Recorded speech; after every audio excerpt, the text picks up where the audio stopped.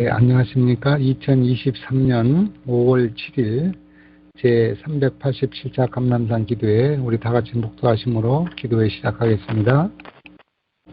오늘 이 시간에 하늘의 기쁜 소식을 박춘식 목사님께서 전해주시겠습니다. 박춘식 목사님.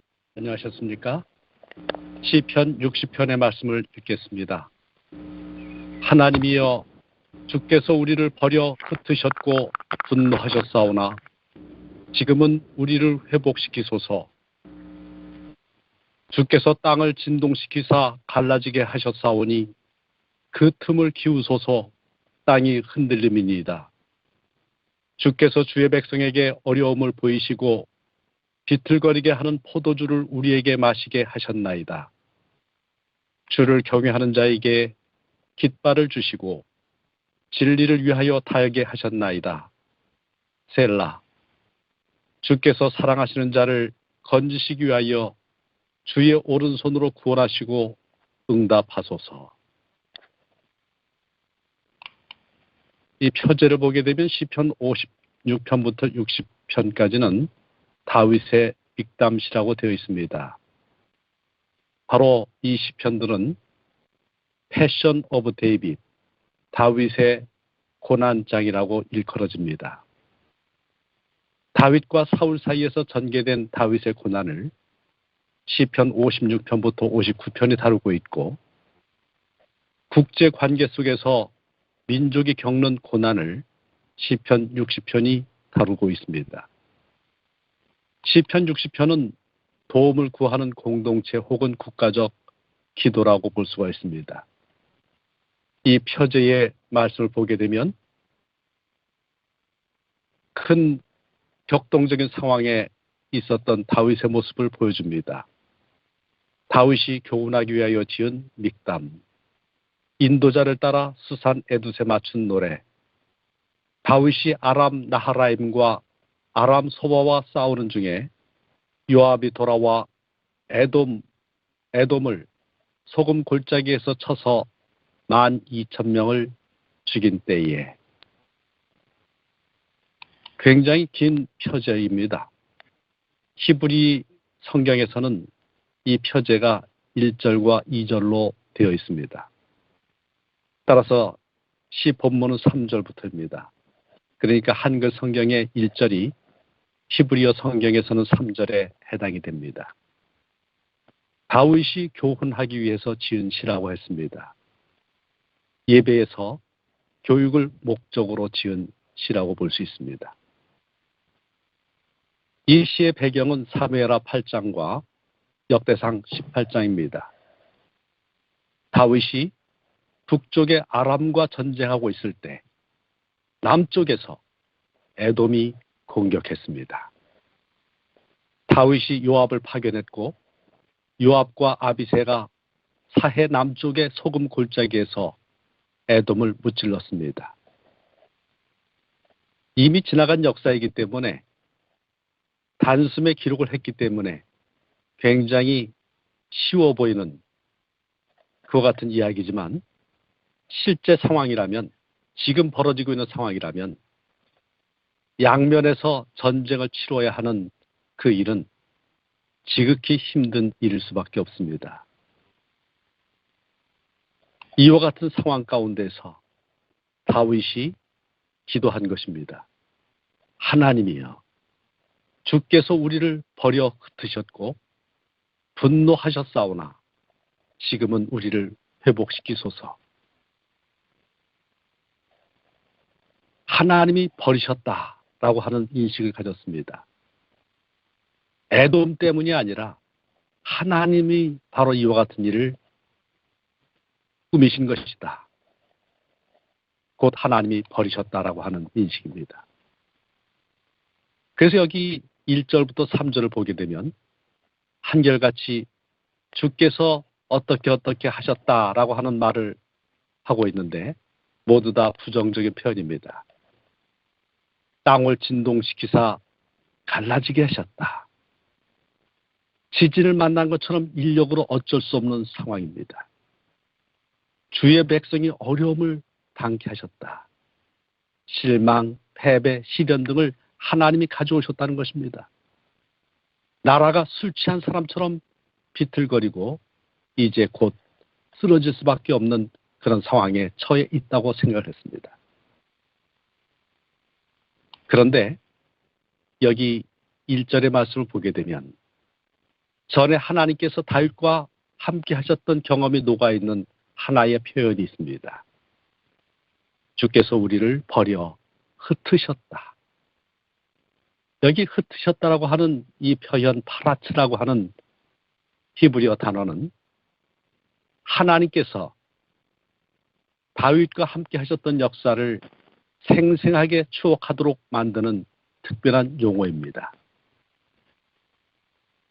사무엘하 5장을 보게 되면 블레셋 사람들이 새로 왕이 된 다윗을 공격하러 왔을 때 그들은 르바임 골짜기에 물처럼 가득했습니다.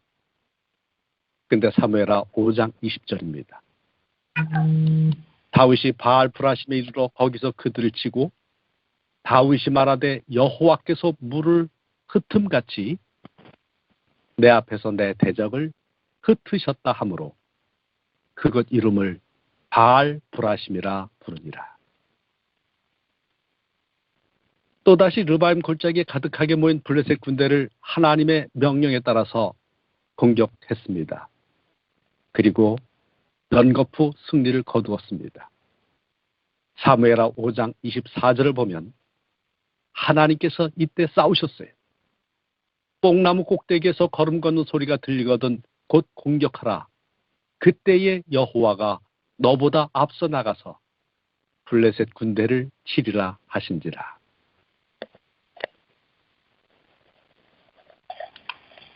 여기 1절은 말합니다. 하나님께 기도합니다. 지금은 우리를 회복시키소서. 킹제임스 성경은 우리에게로 돌아오소서라고 기록했습니다. 하나님이 우리에게 돌아오셔야 우리가 회복됩니다. 하나님은 언제나 우리에게 돌아오시길 원하시기 때문에 우리가 하나님께로 돌이키는 것이, 돌아가는 것이 회복될 수 있는 관건입니다. 하나님은 우리가 하나님께 돌아갈 수 있는 길을 넉넉하게 준비해 두셨습니다. 첫 번째로 과거에 하나님과 우리가 함께 했던 경험, 하나님을 통해 우리가 승리했던 그 경험은 우리로 하여금 하나님께로 돌아가도록 하는데 큰 기여를 합니다. 바알 브라심이라는 이름이 가리키는 것처럼 과거에 하나님이 베푸신 은혜를 기억할 때 우리가 버려 흩어진 것처럼 보이는 그런 상황일지라도 그 하나님을 기억하고 하나님께로 돌아갈 수 있습니다. 또한 성경에 기록된 축복의 역사는 우리 모두에게 하나님께 돌아갈 수 있도록 촉구합니다. 성경에 기록된 출애굽의 사건, 옛 이스라엘 백성만의 사건이 아닙니다. 그것은 바로 우리를 위해 하나님께서 과거에 이뤄놓으신 사건입니다. 성경에 기록된 축복의 역사들을 우리는 위기의 때에 기억해야 합니다. 시편 60편 4절로 5절은 이렇게 말했습니다. 주를 경외하는 자에게 깃발을 주시고 진리를 위하여 달게 하셨나이다. 주께서 사랑하신 자를 건지시기 위하여 주의 오른손으로 구원하시고 응답하소서. 여기에 깃발을 주셨다라고 하는 표현이 있습니다. 우리가 성경에서 깃발을 찾아보면 깃발이 맨 처음 나오는 데가 출애굽기 17장 15절입니다.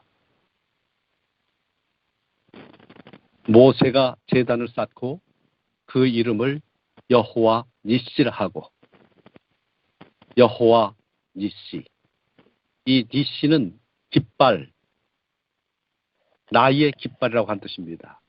곧 여호와는 나의 깃발이라 그 뜻이죠. 아말렉이 쳐들어왔을 때 모세가 하나님의 지팡이를 짚고 산 꼭대기에 올라갔습니다. 모세는 양팔을 하늘 향해 뻗은 다음 오른손에는 하나님의 지팡이를 들고 이스라엘 군대의 승리를 위하여 기도했습니다. 전쟁이 진행될 때 모세의 손이 들려있는 동안에는 이스라엘 백성이 이기고 그 손이 내려왔을 때는 원수의 군대가 승리한다는 것이 관찰되었습니다. 이때 어떤 일이 벌어졌습니까? 아론과 훌이 양손을 잡아주었습니다. 그 승리의 장소에 제단을 쌓고 붙인 이름이 여호와 니시, 여호와는 나의 깃발입니다. 이 깃발을 하나님 백성들은 많이 보았습니다. 애굽 군대의 군기를 보았습니다. 그들의 신인 아멘, 라, 스테크 등의 신의 상징이 그 깃발에는 그려져 있었고 그 이름을 따서 사단들의 이름을 지었습니다. 홍해 바다에 몰아내어서 죽이려고 했었던 그 세력들이 다름 아닌 사탄의 이름을 가졌었던 애국 군대의 깃발들이었습니다. 그런데 여기 여호와는 나의 기, 여호와는 하나님 군대의 군기십니다. 우리는 성경에서 이 깃발이라고 하는 그 단어가 구원의 이름으로 등장하는 것을 이사야서에서 봅니다. 이사야 11장 10절에 그날에 이새의 뿌리에서 한 싹이 나서 만민의 기치로 설 것이요. 여기 이 기치가 네스, 깃발이라고 하는 뜻입니다. 깃발입니다. 열방이 그에게 돌아오리니 그가 거한 곳이 영화로우리라. 이새는 다윗의 아버지입니다. 이새의 뿌리에서 한 싹이 났다고 했습니다. 이새보다 먼저 존재하시고 이새와 다윗이 존재하도록 경영하신 바로 그분이 다윗의 후손으로 이 땅에 오셨습니다. 바로 이와 같이 후손이면서도 그를 존재케 하신 그분, 기묘하신 그분의 이름이 이사야 7장 14절에는 임마누엘, 우리와 함께 하시는 하나님으로 약속이 되었습니다. 우리가 예언의 신을 보게 되면 예수님과 관련해서 깃발이라고 하는 단어가 자주 사용된 것을 봅니다. 임마누엘 깃발이 8번 나옵니다. 이 번역된 예언의 신의 이야기들입니다. 임마누엘의 피 묻은 깃발이 8번입니다. 그리스도의 깃발이 39번입니다. 잠시 후에 바로 이 깃발이 나온 몇 구절을 살펴보도록 하겠습니다. 시편 60편 6절부터 8절은 하나님이 말씀하십니다. 가나안 땅을 집에 뽑아 이스라엘에게 하나님께서 나눠주셨습니다. 바로 그 하나님이 열방을 정복하실 것이라고 약속했습니다. 그 열방의 정복에 대한 약속 가운데 모압은 나의 목욕통이라고 했습니다. 모압은 정복자의 발을 씻는 세숫대에 불과하다는 말씀입니다. 이와 같은 하나님의 약속의 말씀을 갖고 이제 다윗은 하나님께 기도합니다. 누가 나를 이끌어 견고한 성에 들이며 누가 나를 에돔에 인도할까? 그렇게 자기에게 맡겨진 그 사명을 놓고 하나님께 기도합니다. 견고한 성은 에돔의 난공불락인 바위성 페트라를 의미합니다. 지금 버림받은 것처럼 보이는 상황 속에서 이길 것이 전혀 보이지 않는 그 같은 위기의 상황 속에서 다윗은 하나님을 신뢰했습니다. 우리를 도와 대적을 치게 하소서. 사람의 구원은 헛됨이니이다.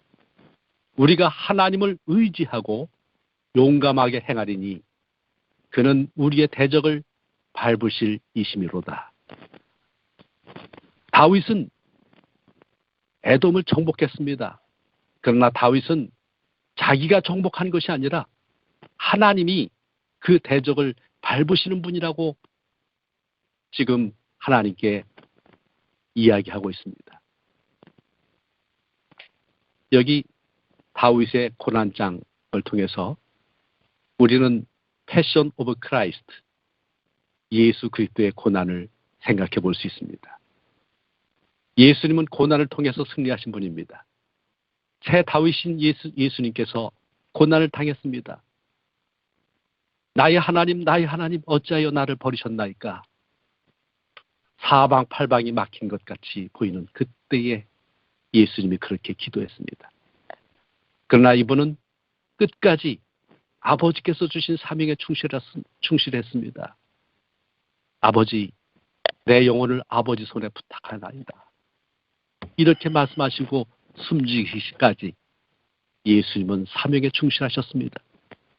그렇기 때문에 십자가에서 우리는 위대한 주님의 승리의 함성을 듣게 됩니다. 요한복음 19장 30절, 다 이루었다. 인류가 그리스도의 보혈 공로를 힘입어서 살 길을 얻게 되었습니다. 마귀가 그렇게 심하게 공격을 했지만은 예수님은 끝까지 하나님의 길에 굳건하게 섰고 하나님을 의지하여 승리하셨습니다. 시편 60편 4절, 주를 경외하는 자에게 깃발을 주시고 진리를 위하여 달게 하셨나이다. 주를 경외하는 자, 이 말이 참 기가 막힌 단어입니다. 유대인과 이방인의 구별을 넘는 새로운 분류법이 생겼습니다. 세상 사람은 주를 경외하는 사람이 되든지 주를 반대하는 사람이 되든지 둘 사이에 중간은 없습니다. 그 한편에 속할 수밖에 없습니다. 길이요 진리요 생명이신 그리스도 편에 우리는 굳건히 서야 합니다. 여기 예수 그리스도의 깃발과 관련된 몇 구절을 마지막으로 보도록 하겠습니다. 그리스도인 선교봉사 77쪽입니다. 진리와 오류가 최후의 결전을 위해서 점점 가까이 이르고 있습니다. 우리는 모두 피 묻은 임마누엘의 깃발 아래로 행군하여 믿음의 선한 싸움을 싸워 영원한 영예를 획득합시다. 진리는 승리할 것이며 우리를 사랑하시는 그분을 통하여 우리는 넉넉히 이길 수 있을 것입니다. 가려 뽑은 기별 1권 196쪽입니다. 진리의 깃발에 서 있는 사람은 어떻게 해야 되겠습니까? 바로 그 진리를 위해서 수호하기 위해서 애써야 되지 않겠습니까? 이렇게 말씀하십니다. 진리를 악용하는 일에 대하여 아무 항거하는 일 없이 그냥 귀담아 듣는 일을 찬성하지 마십시오. 허식적인 궤변의 정체를 폭로하십시오. 하나님께서는 남녀들이 왕자 임마누엘의 피 묻은 깃발 아래 서서 저들의 입장을 밝히기를 요구하십니다. 많은 사람들이 신앙에 대한 근본적인 교리를 손상시키는 이론들과 궤변들을 받아들일 위험이 있으므로 우리 신자들에게 경고하라는 지시를 받았습니다. 구호봉사 187쪽의 말씀입니다. 우리는 오류로 멸망해가는 세상에 진리의 깃발을 펄려야 합니다. 하나님께서는 사람들을 그리스도의 피 묻은 깃발 아래로 불러서 사람들에게 성경을 공부시키고 여러 지역에서 장막회 수를 늘리고 도시들을 경고하고 세상의 거리와 골목길에서 경고하도록 요구하십니다. 그리스도의 피 묻은 깃발과 함께 진리의 깃발이라고 하는 말씀이 구호봉사 187쪽에 기록이 되어 있습니다. 우리가 이 세상에 증거해야 할 진리인 안식일이 있는데 이 안식일의 깃발이라고 하는 단어가 이 어구가 귀절이 교회 증언 6권 352쪽에 딱 한 번 나옵니다. 안식일 문제는 전 세계가 참여할 최후의 투쟁의 정점이 될 것입니다. 인간이 하늘을 다스리는 원칙보다도 사단의 원칙을 존중하였습니다. 그들은 사단이 자기의 권위의 표로 세운 거짓 안식일을 받아들였습니다. 그러나 하나님께서는 왕으로서 당신의 요구에 도장을 찍으셨습니다. 우리는 그들이 하나님의 나라의 표를 받거나 반역의 나라의 표를 받는 것이 너무 중요한 것임을 가르쳐 주어야 합니다. 왜냐하면 그들이 표를 받은 나라의 신민임을 인정하는 것이기 때문입니다. 하나님께서는 짓밟힌 안식일의 깃발을 높이 들라고 우리를 부르셨습니다. 그러므로 우리가 안식일을 지키는 바른 모본을 보이는 것이 얼마나 중요합니까? 이제 마지막으로 깃발과 관련된 한 구절, 교회 증언 7권 239절의 말씀을 읽겠습니다. 이것은 사단이 조롱하는 이야기와 관련이 되어 있습니다. 그리스도와의 연합과 피차 간의 연합은 우리의 유일한 안전책입니다. 우리는 사탄이 이런 말로 우리의 교회들을 지적할 수 있게 해서는 안 됩니다. 이제 사탄이 하는 말입니다. 그리스도의 깃발 아래 서 있는 이 백성들이 어느 정도로 피차간에 미워하는지 봐라. 우리는 그들이 나의 군대와 더불어 싸우는 데보다 그들 스스로의 사이에서 싸우는데 더 많은 힘을 쓰고 있는 동안 그들을 두려워할 것은 아무것도 없다. 우리 주님께서는 예수 그리스도의 깃발, 임마누엘의 피 묻은 깃발 아래 우리 모두가 굳건히 서서 마귀의 군대와의 싸움에서 승리하고 우리가 하늘 유리바닷가에서 우리 하나님을 찬양하기를 주님은 원하십니다. 오늘 우리 모두가 내가 그리스도의 편에 서 있는지, 그리스도의 깃발 아래 서 있는 임마누엘의 피 묻은 그 깃발 아래 서 있는 하나님의 참 백성인지 다시 한번 깊이 생각하면서 우리의 믿음의 도리를 굳건하게 하는 그런 귀한 시간을 갖게 되기를 바랍니다. 말씀을 마치겠습니다. 하나님 아버지, 오늘 저희들에게 하나님의 은혜가 절대적으로 필요합니다. 아무리 작은 일이라 할지라도 주님께서 허락하셨기 때문에 저희가 그대로 사는 것을 믿습니다. 오늘 우리의 생명이 존속되는 한 우리 하나님의 은혜를 저희가 온전히 의지하고 온전히 우리의 하루를, 우리의 평생을 드리도록 축복해 주시옵소서. 특별히 이 살리는 계절이 되었습니다. 주님께서 각 교회에 함께하여 주셔서 우리 연약한 영혼들, 병에 걸린 영혼들이 온전히 치유받고 또한 말씀이 전파될 때에 많은 사람들이 구원받는 이 귀중한 계절이 되도록 인도하여 주시옵소서. 주님께서 우리 속에 선한 일을 시작하셨사오니 우리가 하나님께서 주신 일이 무엇인지 마음속에 사명을 다시 한번 되새기고 우리 주님께 힘과 용기를 얻는 오늘 하루가 되도록 축복하여 주시옵소서. 우리를 통하여 당신의 뜻을 이루어 주시옵소서. 그리스도 예수 이름으로 기도합니다. 아멘.